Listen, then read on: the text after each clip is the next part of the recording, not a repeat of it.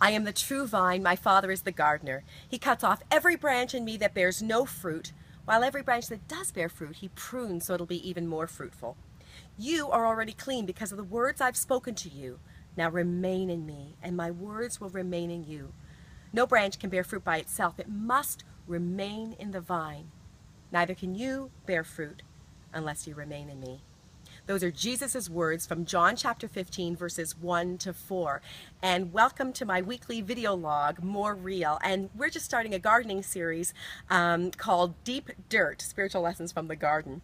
I chose that particular passage for a very relevant and real reason that I want to share with you. But what you'll notice in those first 4 verses is the word remain, remain, remain in me, Jesus says, remain in me. And he's talking to those who follow him. And so I've worked with many people who either don't know God, who are just beginning to follow Jesus, or who have walked with God for a long, long time.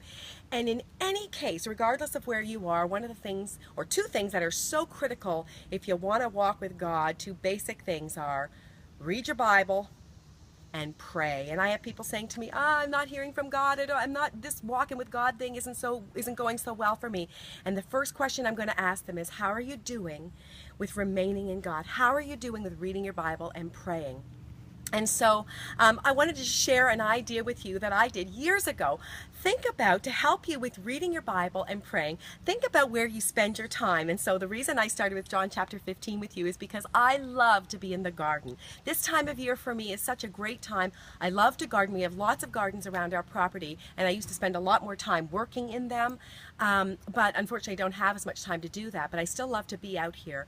And maybe you're someone who enjoys the outdoors. Maybe you hike. Maybe you like to garden. Maybe you like to just go and look at beautiful gardens. Regardless, I would just encourage you to take a look at a passage like John chapter 15 and maybe take one verse that really feels real to you. Or I memorized 1 to 17 of chapter 15 because I really wanted to kind of kick it up in terms of memorizing scripture. I was able to get scripture into me and to integrate it. And then while I was working in the garden, as I memorized the passage, I was able to pray out of that place. And so sometimes I would thank God for certain things. Sometimes I would pray, God, you need to work on that in me. God, please uproot those things in me, whatever the case may be. But either way, remaining in God was the key. And so I was using scripture and I was praying just by memorizing a passage. And again, maybe you're just going to do one verse. Maybe you can memorize the whole thing. Maybe that's not at all your thing, gardening, but it's something else. Regardless of what it is, remain in God. If you want to walk with Jesus Christ, you got to remain in him. And it's about a real relationship. So God bless you as we start this new series on spiritual lessons from the garden. Thank you.